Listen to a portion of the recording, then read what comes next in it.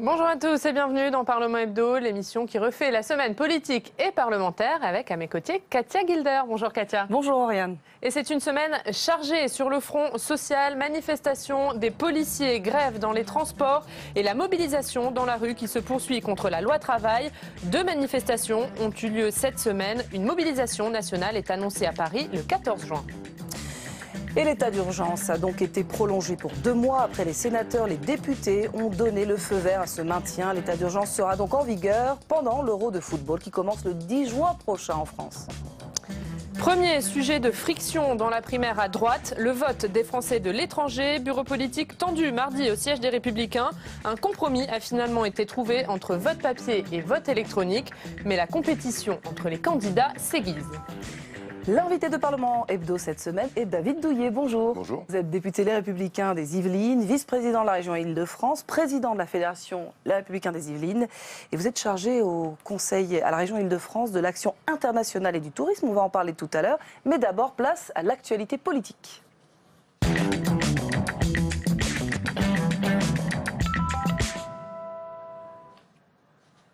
Et on commence par lundi. Il y en a un qui y va. Arnaud Montebourg, de retour en politique, c'est la question.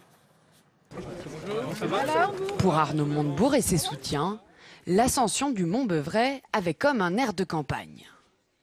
Et pourtant, à l'arrivée, pas de déclaration de candidature, mais plutôt un appel lancé aux Français.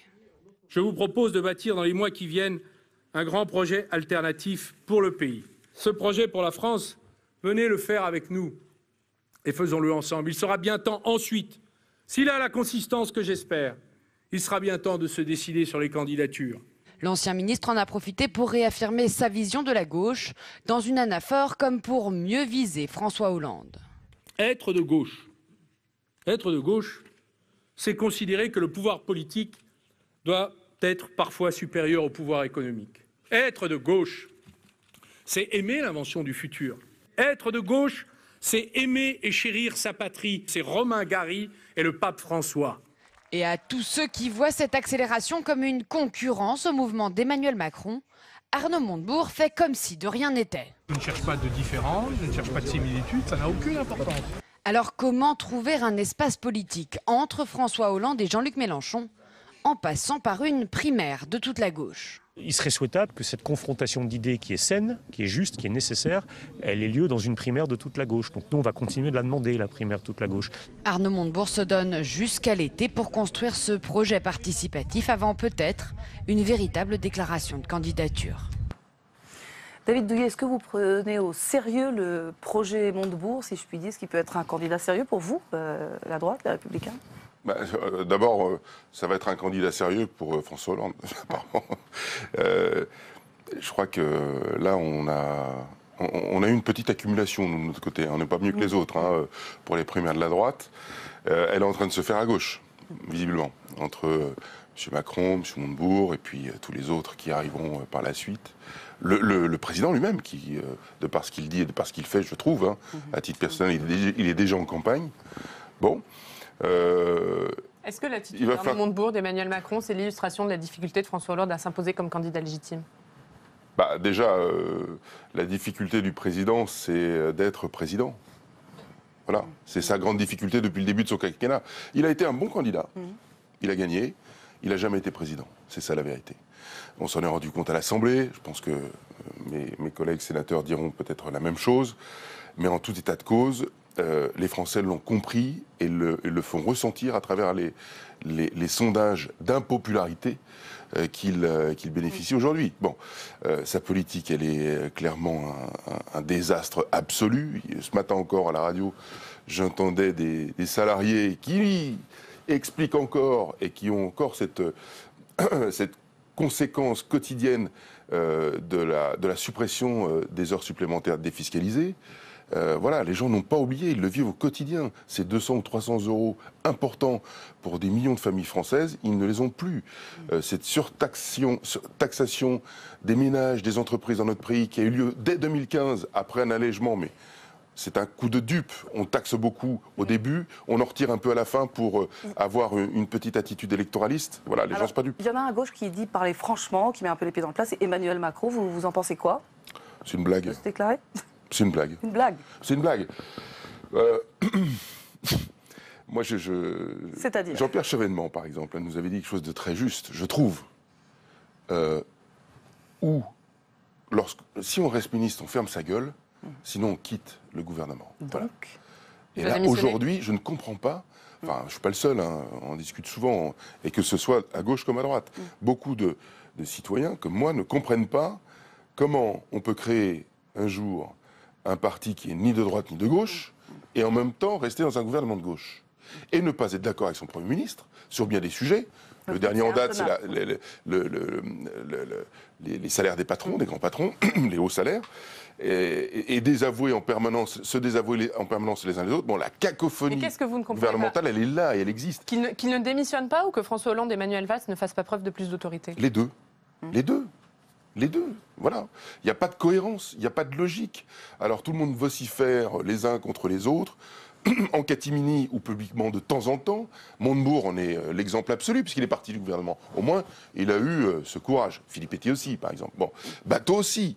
Voilà. Donc tout coule déjà depuis longtemps, sans jeu de mots. Vous parlez de courage quand même. Vous parlez de courage de leur part. Mais c'est bien, au moins ils ont une colonne vertébrale, ce qui n'est pas le cas des personnages que vous m'avez cités, tant le Premier ministre que le ministre de l'économie.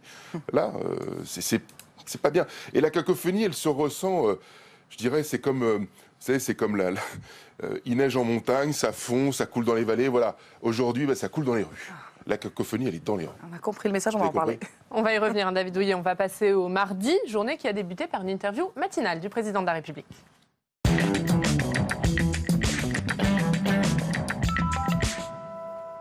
François Hollande, invité de la matinale d'Europe 1, le chef de l'État a redit sa détermination à faire passer la loi travail, mais il a aussi endossé ses habits de campagne, ne se privant pas d'attaques contre la droite.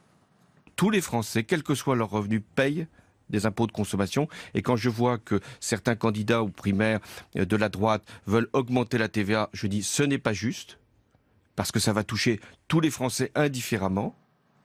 Il est entré en campagne, François Hollande. Il se contredit. Il a expliqué aussi qu'il n'aurait pas dû toucher la TVA sociale que Sarkozy avait mis en place. Voilà. Donc c'est des contradictions permanentes. Bien sûr qu'il est en campagne. Évidemment qu'il est en campagne. Il est en campagne depuis bien longtemps. Et il est doué. Voilà, il est doué. Il est doué.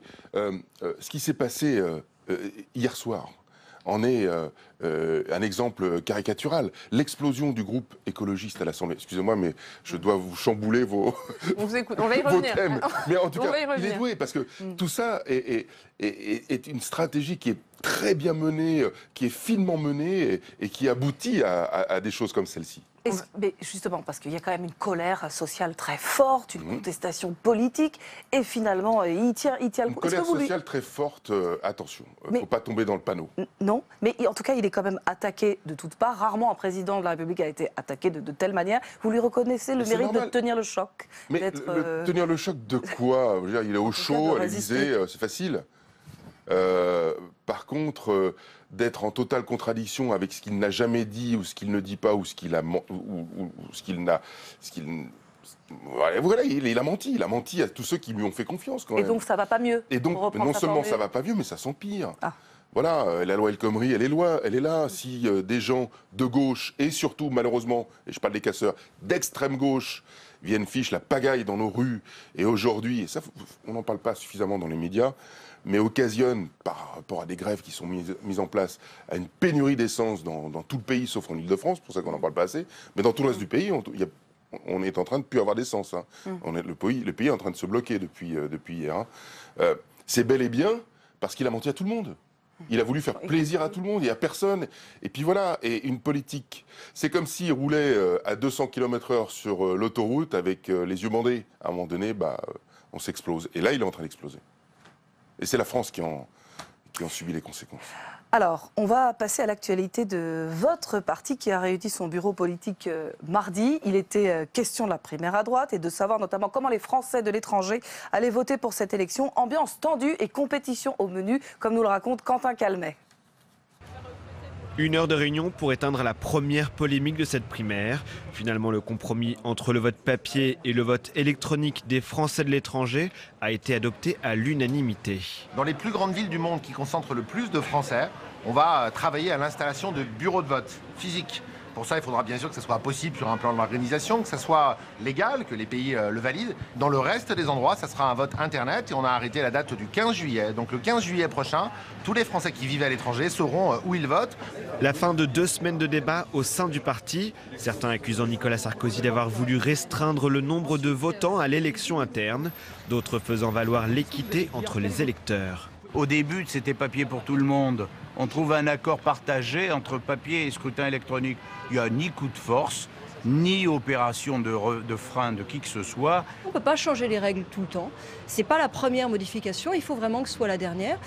Et c'est bien la haute autorité qui a la main sur l'organisation des primaires, ce n'est pas le bureau politique. Un bureau politique où le ton serait monté entre Nicolas Sarkozy et Alain Juppé, et la fin d'une première zone de turbulence sur ce scrutin encore inédit à droite. David Douillet, vous étiez à ce bureau politique. Ouais, Est-ce que c'est vrai que le ton est monté? Est-ce qu'il y a... Quelle était l'ambiance? Non, ou alors j'ai une notion du ton qui monte qui est pas normale. Alors non, ça n'a pas du tout monté. Un bureau politique, ça sert à quoi? Justement à se rassembler pour discuter des choses qui vont pas, se projeter dans l'avenir. C'est la vie du parti. Bon, voilà, il y a une primaire, elle est organisée par Thierry Solère. Il le fait bien, c'est pas simple. Il y a des candidats à 2 poids, et tant mieux, avec de grosses qualités pour les uns et les autres. Il n'y a pas eu de passe d'armes entre Nicolas Sarkozy et Il y a des Alain zones Juppé. d'incertitude. La zone d'incertitude, ça a été les Français de l'étranger. Je la connais parfaitement. J'ai été secrétaire d'État, le premier secrétaire d'État des Français de l'étranger. J'ai commencé à mettre en place, et Édouard Courcial l'a fait après quand je suis parti au sport, le vote de la présidentielle pour les Français de l'étranger. Non seulement le vote pour les présidentielles et les députés, qui est totalement différent, qui a été à cette époque totalement différent. Entre un vote classique papier pour le président et un vote avec 4 systèmes différents, le vote électronique, la procuration, le vote classique et ensuite le vote... bon, peu importe. Donc, je connais parfaitement la difficulté. On parle de quoi? On parle de personnes qui sont... 70% des votants sont rassemblés dans les grandes villes, dans lesquelles on peut mettre des bureaux de vote sans aucun problème. Oui, voilà. On parle de 30% de personnes qui sont... à l'écart, très à l'écart, dans des contrées quelquefois compliquées et dangereuses, mais c'est pas un problème. Trouvé sur ce sujet. Est-ce que l'ambiance a été tendue? Est-ce qu'il y a une passe d'armes entre Nicolas Sarkozy et Alain Juppé? Pas de passe d'armes entre les deux? Pour moi, non. Voilà. Pour moi, non. Le problème n'en était pas un. Le problème a été mis en exergue parce qu'au départ, on ne parlait que du vote papier. Tout le monde était rangé là-dessus. Personne n'avait probablement... Et d'un seul coup, le vote électronique, on ne sait comment, s'est immiscé dans cette affaire-là. Donc il a fallu le régler, c'est tout. On va en reparler. On va revenir plus longuement sur cette primaire de droite et votre soutien à Nicolas Sarkozy à la fin de cette émission dans la loupe du scan. Mais on va continuer à dérouler l'actualité parlementaire puisque mardi, Myriam El Khomri était auditionnée devant les sénateurs, devant la commission des affaires sociales du Sénat. Le projet de loi El Khomri qui arrivera au Sénat le 13 juin et la ministre du Travail se dit déterminée.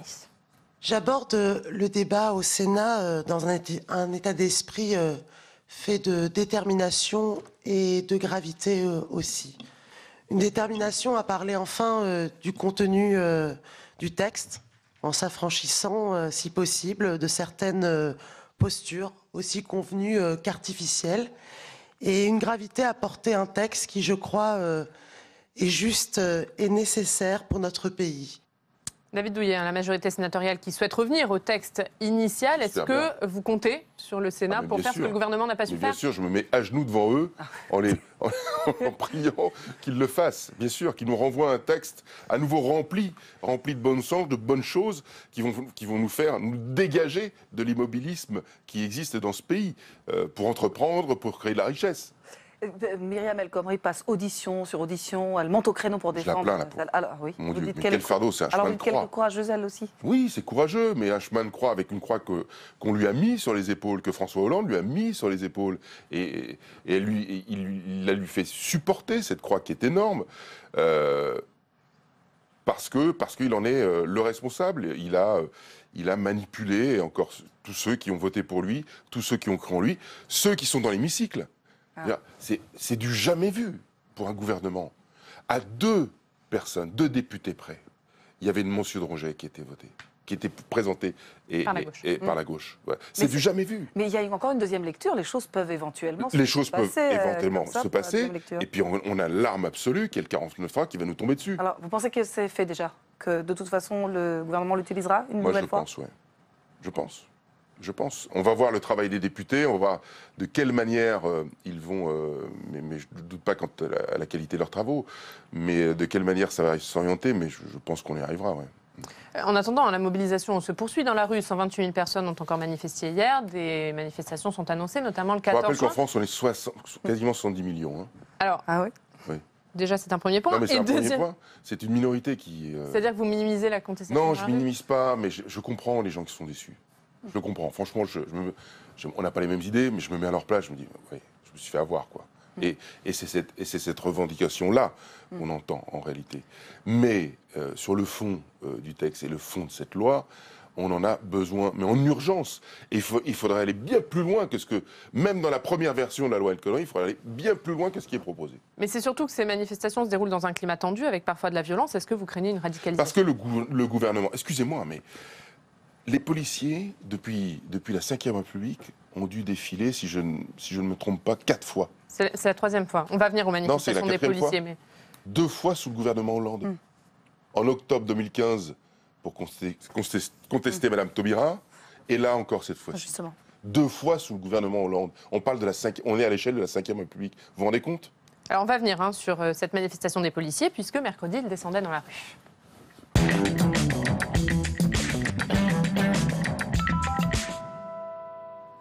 Les policiers qui dénoncent un manque de reconnaissance disent leur ras-le-bol de la haine et de la violence à leur encontre. Ils sont donc descendus mercredi dans la rue. Mais à Paris, des casseurs ont incendié un véhicule de police, blessant ses 2 occupants. Rim Benhammer. Une scène d'une violence sans précédent. Des casseurs ont essayé de mettre le feu à une voiture de police alors que 2 fonctionnaires sont à l'intérieur. Peu après, 4 personnes sont interpellées. Une enquête est ouverte pour tentative d'homicide volontaire. Réaction immédiate de Manuel Valls, il promet d'autres interpellations et des sanctions implacables.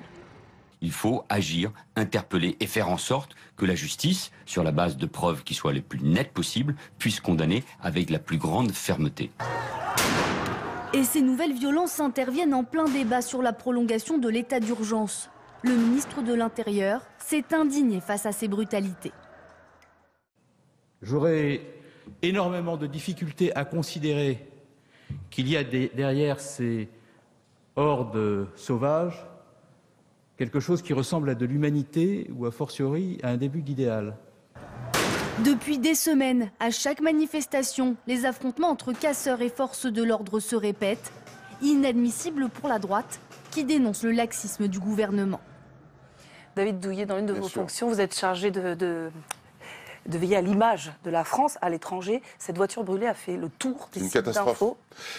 L'immobilisme du gouvernement, tout ça pour faire plaisir à quelques jeunes gauchistes, et tout ça dans des attitudes déjà électoralistes de la part du candidat Hollande. Il faut quand même bien le souligner, cette affaire-là. On ne sécurise pas comme il le faudrait les manifestations. Le résultat, une voiture brûlée, des images qui ont fait le tour du monde. Je vous le dis, c'est plusieurs milliards qui se sont envolés dans cette voiture. Plusieurs milliards de retombées économiques.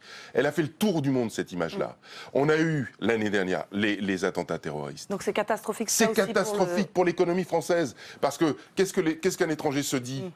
Je vous rappelle que, rien que sur l'Île-de-France, les retombées économiques du tourisme, c'est 21 milliards. 30% de moins à cause des attentats cette année. Qu'est-ce que cette image va redonner? Encore quelques... Là, c'est nous-mêmes. Parce qu'on se met dans l'incapacité. On ne veut pas sécuriser.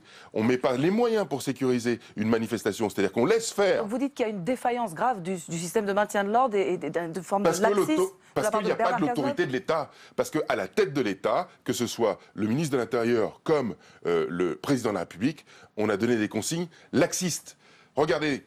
Dans tous les autres gouvernements, on n'a jamais assisté à des choses comme ça. C'est une première. Pourquoi? Posez-vous la question. Mais sur le fond du problème, au-delà des violences, les policiers manifestent aussi contre une surcharge de travail, contre une baisse des effectifs. Est-ce que la droite n'a pas une responsabilité sur ce sujet? Une responsabilité de quel ordre? Parce que nous avons voulu... Baisse des effectifs, baisse des budgets. Vous savez, On a voulu remettre les policiers dans la rue. Le message a été complètement détourné, marketé par une gauche qui est arrivée au pouvoir en disant « vous avez réduit les effectifs ». Pas du tout. En réalité, on a voulu réorganiser le système policier pour que des gens qui ne font que de l'administratif, que de l'administration, reviennent à leur métier initial. C'est ce qui était en route. Alors, ça a été stoppé par la gauche, je vous rassure tout de suite. Les casseurs, comment arrêter les casseurs? Est-ce que vous avez une mesure choc, vous, pour les arrêter? Ils sont identifiés. Regardez, dans la majorité d'entre eux, regardez, tous ceux qui ont commis ces méfaits contre cette voiture étaient connus des services, avaient déjà été condamnés pour la plupart d'entre eux, étaient interdits de participer à des manifestations. Mais quand on fait une manifestation, tout ça est encadré.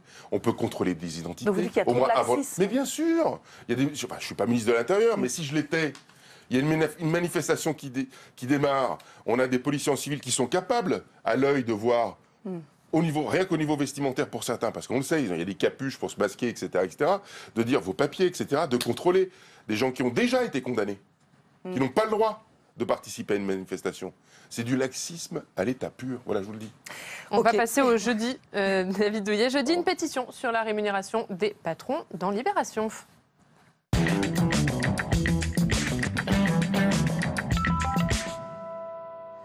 40 personnalités, responsables politiques, syndicaux ou intellectuels ont lancé un appel pour demander au gouvernement de légiférer afin de limiter le salaire des patrons. » Elsa Mondingava. Le patron du Parti socialiste, Jean-Christophe Cambadélis, l'économiste Thomas Piketty, la députée écologiste Cécile Duflot ou encore le leader de la CGT, Philippe Martinez, tous ont signé un appel dans le quotidien Libération pour demander au gouvernement de légiférer pour qu'un patron ne perçoive pas plus de 100 SMIC. Depuis quelques semaines, les révélations sur les salaires des grands patrons font scandale. Paul Hermelin, chez Capgemini, et sa rémunération à 4,8 millions d'euros. Ou encore celle de Carlos Ghosn, le patron de Renault, 7,2 millions d'euros. Dans ce cas, elle a été décidée contre l'avis de l'Assemblée générale des actionnaires. Le Premier ministre propose que ce ne soit plus possible. Donc il faut donner aux actionnaires davantage de pouvoir pour que ceux qui s'augmentent ces rémunérations puissent, devant leurs actionnaires, revenir sur ces décisions si c'est nécessaire. Le gouvernement a déjà plafonné la rémunération des dirigeants d'entreprises dont l'État détient la majorité du capital. Pour les entreprises privées, un code de bonne conduite a été édité par le patronat, mais il apparaît aujourd'hui insuffisant. Des amendements vont donc être déposés dans le cadre de la loi Sapin 2. Mais une voix dissonante s'est déjà fait entendre en la personne du ministre de l'économie. Je pense que c'est un mauvais sujet pour la loi. Je ne pense pas que le législateur, dans un seul pays, puisse, dans un monde ouvert, considérer qu'il y a un plafond de rémunération. Je pense que ça reste la décision de l'entreprise. Le même Emmanuel Macron qui avait menacé de légiférer il y a 2 semaines lors des questions au gouvernement. Emmanuel Macron ne croit pas qu'on puisse encadrer les salaires des patrons. Il a dit l'inverse 15 jours avant, c'est ça? Alors vous dites quoi? C'est bien ce que vous avez dit dans votre reportage. Il a dit l'inverse 15 jours avant, on est bien d'accord. Donc vous dites... C'est Macron. Voilà, c'est un produit marketing. Voilà. Sur le fond, est-ce que vous soutenez, vous, cet appel? Il faut légiférer? Non. Ces 40 signataires, tous de gauche évidemment, sont... Enfin, j'aimerais qu'ils se réveillent et qu'ils s'aperçoivent dans quel monde ils vivent. Voilà. Si nous vivions dans un monde globalisé communiste, voilà, détenu par un parti qui régit tout le monde entier, ils peuvent le faire. On peut le faire. C'est pas le cas. C'est comme ça. Donc qu'est-ce qui se passe? Tous nos grands patrons, que ce soit ceux qui créent leurs entreprises ou ceux qui les gèrent après, etc. Tous ceux qui ont du talent vont partir. On va plus les avoir, les bons. Vous dites que c'est la logique de la internationale il y a un marché, qu'on est obligé de faire avec. Mais bien sûr, c'est comme une équipe de foot.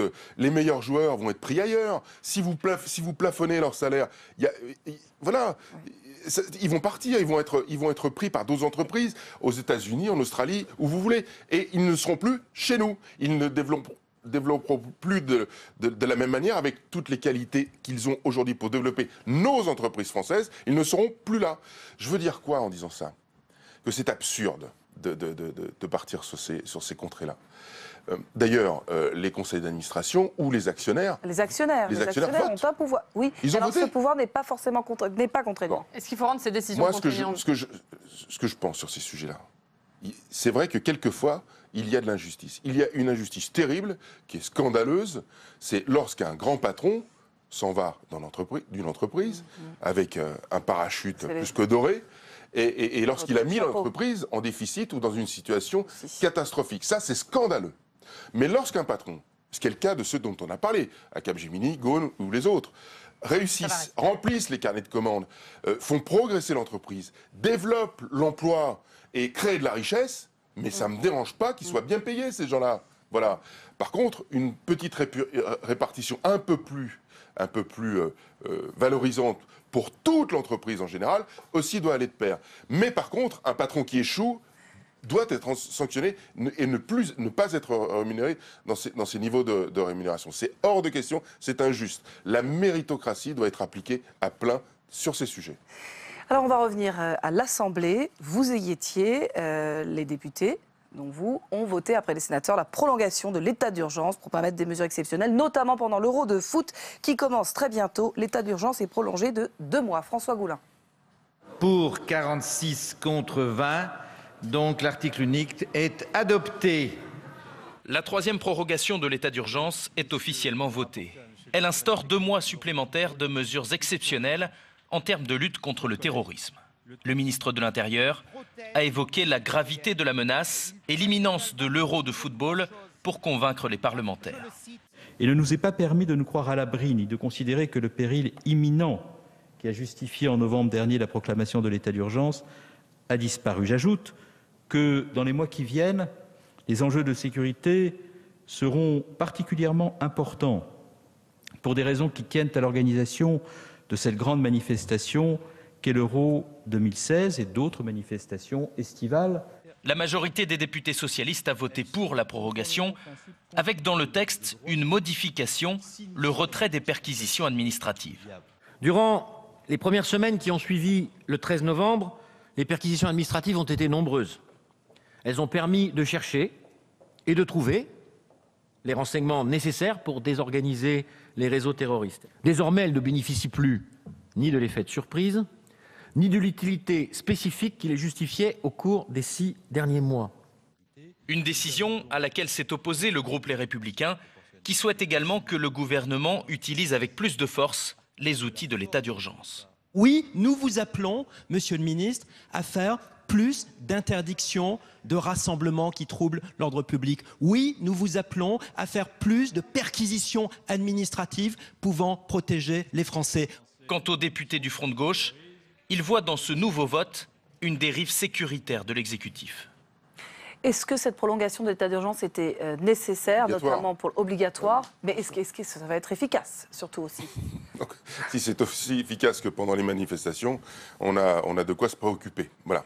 Et on a une grosse préoccupation à avoir.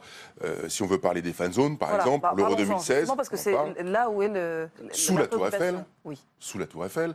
Quand on regarde très précisément les objectifs que s'est imposé Daesh pour aller toucher notre monde, qui est un monde de liberté, etc., la Tour Eiffel figure en première liste. Hein. Il fallait interdire la fan zone de la Tour Eiffel. Vous vous rendez compte? C'est servir sur un plateau une occasion de faire un massacre massif de personnes. Est-ce que le gouvernement a eu tort de ne pas interdire ces fan zones dès le départ? Bien sûr qu'il a tort. Et peut-il encore le faire? C'est une folie. Sans créer une un psychose. Gouvernement peut tout faire. Sans créer de psychose. Si vous ne pouvez pas faire dans un gouvernement, ça n'a pas lieu d'être dans un gouvernement. Vous pensez qu'il doit le faire maintenant? C'est urgent de le faire. On ne peut pas laisser ça.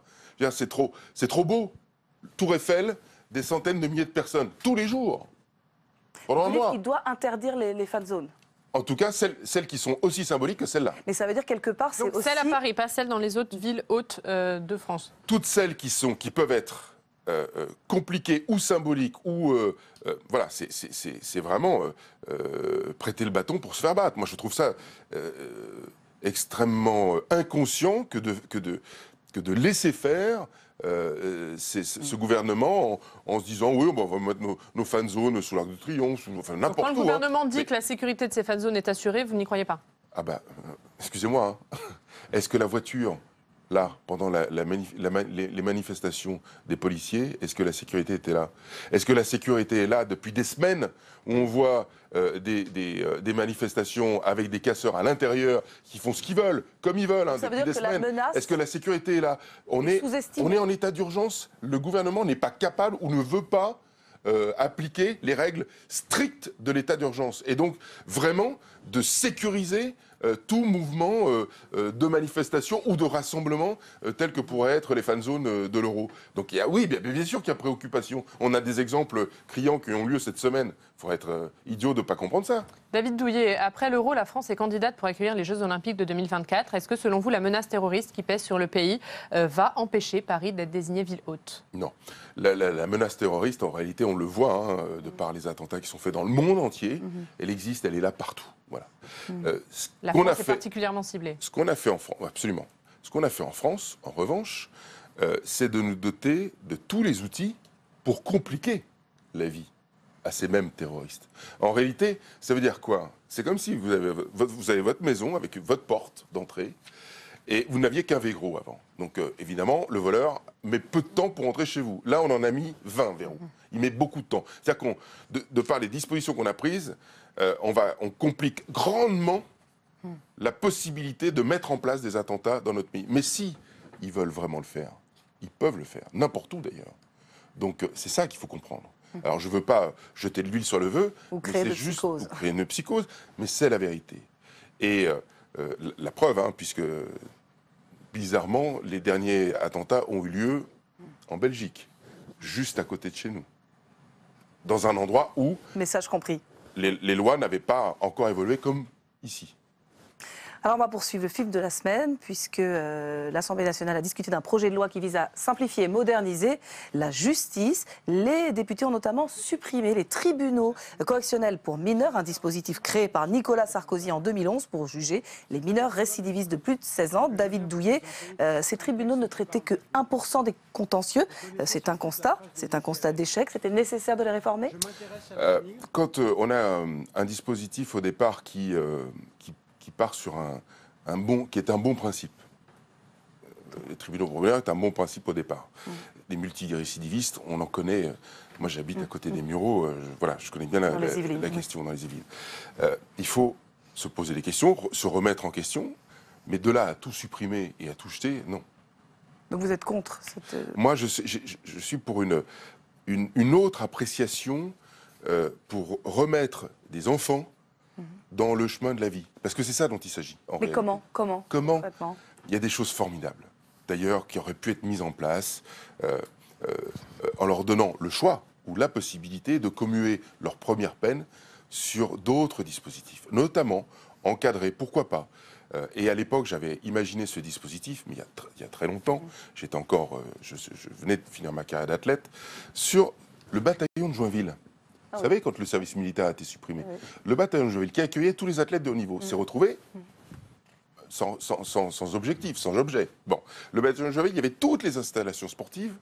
C'est là où se trouvaient tous les sportifs, en fait. Oui, qui faisaient leur service militaire. Tous les athlètes de haut niveau faisaient leur service militaire là, pour ne pas perdre de temps et continuer à être performants. Bon, on en faisait une école de la seconde chance à travers le sport, encadrée par des militaires.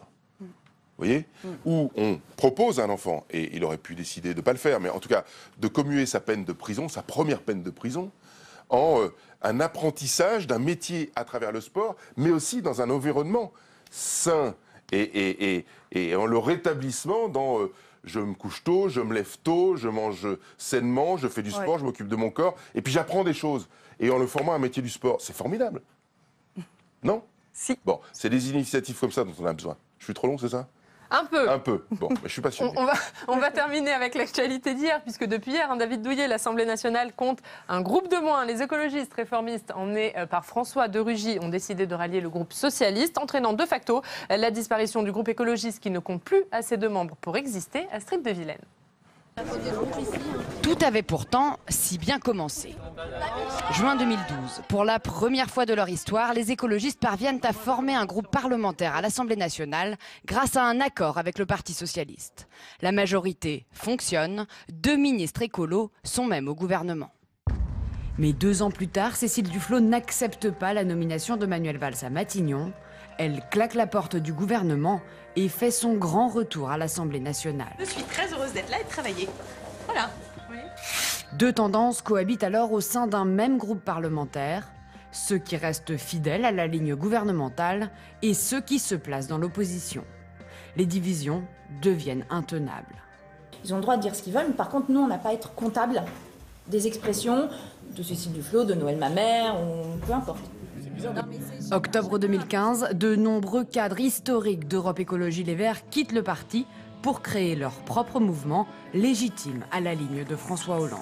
Nous proposons une écologie positive, une écologie de proposition, une écologie d'actes, de réalité. Le groupe est au bord de l'implosion. Pour le sauver, François de Rugy cède sa place à Cécile Duflot. Le groupe assume alors 2 lignes politiques. Il peut y avoir des nuances sur la manière d'exprimer cette réponse, y compris sur les questions tactiques, mais ça, c'est pas nouveau et ça ne va pas changer. 2 présidentes, 2 réunions de groupe, 2 positions sur les grands textes de loi. Malgré les divisions, le groupe survit par intérêt. On y reste parce qu'on n'existe pas à l'Assemblée nationale si on n'appartient pas à un groupe, ne serait-ce que pour accomplir du travail parlementaire. On survit dans ce groupe divisé qui ne sert qu'à une chose, à nous permettre de travailler. Février 2016, François Hollande acte la rupture en nommant 3 écologistes de premier choix au gouvernement. Barbara Pompili, coprésidente du groupe à l'Assemblée, Jean-Vincent Placé, président de l'UDE, et la propre secrétaire nationale d'Europe Écologie Les Verts, Emmanuel Cos. Des nominations stratégiques qui aggravent encore un peu plus la fracture entre les 2 lignes. Ces dernières semaines, l'affaire Baupin achève le groupe à l'Assemblée. Les négociations pour son remplacement au poste de vice-président ont mal tourné. La situation politique, pleine de rancœur personnelle, ne pouvait plus durer. David Douillet, cette explosion du groupe écologiste, est-ce que c'est l'illustration de la volonté de François Hollande d'éliminer toute concurrence à gauche? Oui, c'est une belle stratégie, bravo. Moi je dis chapeau. Vous lui dites bravo? Oui, bravo. Il avait démarré, on le sentait bien, on le voyait, on le sentait, ça transpirait. Dès le début du quinquennat, il s'est attaché à tout ça. Et dès qu'il a pu en sortir pour les nommer, leur proposer des postes, et que Duflot était passé avant, etc., voilà, le truc ce parti a explosé complètement, littéralement. On l'a vu aussi à l'échelle de l'Île-de-France avec Valérie Pécresse. De toute façon, les socialistes et les écologistes, c'est l'huile et le vinaigre. Cette région d'Île-de-France n'a pas pu être gérée correctement pour ces raisons-là. Jean-Paul Huchon, à l'époque, a été pris au piège dans un étau terrible et malmené par le groupe écologiste qui lui a fait faire, dans beaucoup de domaines, à peu près n'importe quoi. Voilà. C'est une catastrophe. Bon. Ce qui est terrible dans cette affaire-là, c'est que, pour des raisons politiques, l'écologie, la vraie écologie, qui est ni de droite ni de gauche, en pâtit, en fait. Alors, c'est l'heure maintenant de parler, de revenir à l'actualité politique de votre parti. Tout de suite, la loupe du scan.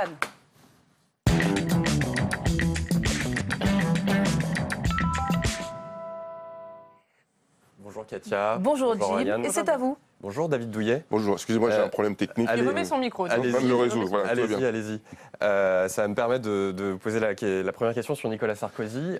Hier soir, les soutiens, les membres de l'association de soutien à l'action de Nicolas Sarkozy ont reçu un mail de votre part, David Douillet, qui commence ainsi. « Je continue à me battre pour la France et c'est pour cela que j'ai choisi de m'engager aux côtés de Nicolas Sarkozy. Rejoignez-nous.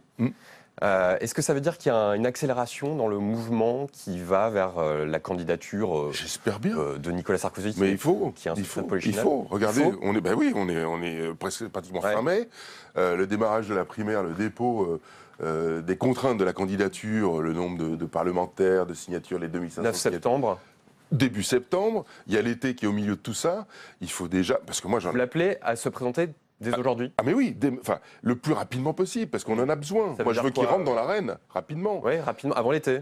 J'espère, j'espère. Maintenant, vous lui demanderez à lui-même. Vous lui avez dit Je lui ai dit. Il a été réceptif à cette... Oui, comme je lui avais dit en 2012, pour qu'il démarre un peu plus tôt. Ouais. Bon, il était parti trop tard à l'époque, selon vous? Je le pense, oui. Il ne faut pas reproduire cette erreur. Exactement. D'accord. Alors, s'il n'est pas encore candidat, Nicolas Sarkozy ne se prive pas pour autant de cibler ses adversaires, ses futurs adversaires à la primaire. Que dit-il, par exemple, sur Juppé? On peut tout dire, mais pas qu'il a du talent. Qu'est-ce qu'il dit sur Fillon? Il n'a pas d'idée, pas d'originalité. Est-ce que l'attaque frontale, c'est la bonne stratégie pour Nicolas Sarkozy? D'abord, je me suis toujours étonné de ces mots ou de ces phrases qui reviennent comme ça, qui surgissent de nulle part, qui sont peut-être sorties d'un contexte. Il l'a dit dans l'avion, dans le retour de l'avion de New Delhi à une journaliste du Point qu'il a retranscrit. Bon, moi je suis toujours méfiant de ces affaires-là. J'ai moi-même été victime de phrases sorties de contexte, que ce soit dans un livre ou autre chose. Je suis toujours méfiant. Tout ce que je sais, c'est ce que j'ai vécu au sein d'un gouvernement avec lui. Et y compris avec Alain Juppé, lorsque je suis rentré au ministère des Affaires étrangères comme secrétaire d'État. On a là des hommes de grande qualité. Voilà, je vous le dis, on a cette chance. C'est quand même incroyable, tant mieux. Des hommes d'État. Voilà. Moi, je considère que il y a un climat de tension qui s'installe autour de cette élection. Ça, c'est des vues... c'est un climat qui n'est pas négatif. C'est ça que je veux vous faire comprendre.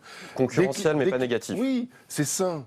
C'est normal. C'est de la concurrence. Et c'est normal. Et de cette concurrence, et c'est moi le seul avantage que j'espère tirer pour notre groupe de cette primaire, c'est qu'il y ait une émulation des idées, des talents. Voilà, parce qu'ils ont tous du talent.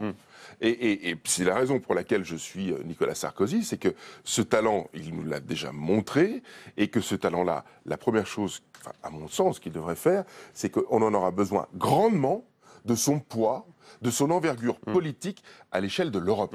Parce qu'il faut d'abord régler ce problème de l'Europe, avant de s'attacher à nos problèmes nationaux. Autre phrase rapportée de Nicolas Sarkozy, toujours dans le Point, ce monsieur Trump, donc Donald Trump, le candidat républicain à l'élection américaine, réussit parce qu'il ne se refuse aucune outrance. Ça, c'est Nicolas Sarkozy qui le dit. Est-ce que ça peut être un modèle pour Nicolas Sarkozy? Non, bien sûr que non. On n'est pas aux États-Unis. Vous verrez, et je pense, sinon il ne sera pas élu, M. Trump, que Trump va changer complètement d'attitude. Il ne va plus être aussi provocateur. Il va rentrer dans le rang. Il va flatter les gens qui sont très conservateurs et très frileux. Et vous verrez qu'il arrêtera d'être dans un populisme exacerbé. Dernière question. Lors d'une récente visite dans le Rhône, Nicolas Sarkozy a indiqué que Laurent Wauquiez ferait probablement l'intérim lorsqu'il sera candidat à la primaire, l'intérim à la présidence du parti. Est-ce qu'il est suffisamment rassembleur pour cela dans une période où justement le parti aura besoin de se réunir? Vous savez, un parti... Moi, je remercie Nicolas Sarkozy, et c'est une des raisons pour lesquelles je le suis, d'avoir su refaire un parti. On est reparti de zéro en réalité. Après le cataclysme Copé-Fillon, il a reconstruit, il a rassemblé les gens, il a désendetté un parti, il a remis un projet en route, un projet d'opposition en route. Bref, il a fait le job, quoi. Et c'est juste formidable. Laurent Wauquiez, il peut continuer ce job-là. Vous savez, quand il est assez clivant quand même au sein du parti. Il y a beaucoup. En général, chacun a du caractère et tant mieux. Parce que nous arrivons au terme de cette émission. Juste 2 secondes. En général, vous savez, quand les voies sont tracées, quand on a posé la ligne de chemin de fer, quand on met le train dessus, Nicolas Sarkozy a construit la ligne des Républicains. Et Laurent ne sera que la locomotive, continuera à voguer dans le bon sens. C'est noté. Merci beaucoup. Merci Jim et merci David Douillet d'avoir refait la semaine avec nous. Merci. Et rendez-vous la semaine prochaine pour une nouvelle édition de Parlement Hebdo. Ciao, ciao.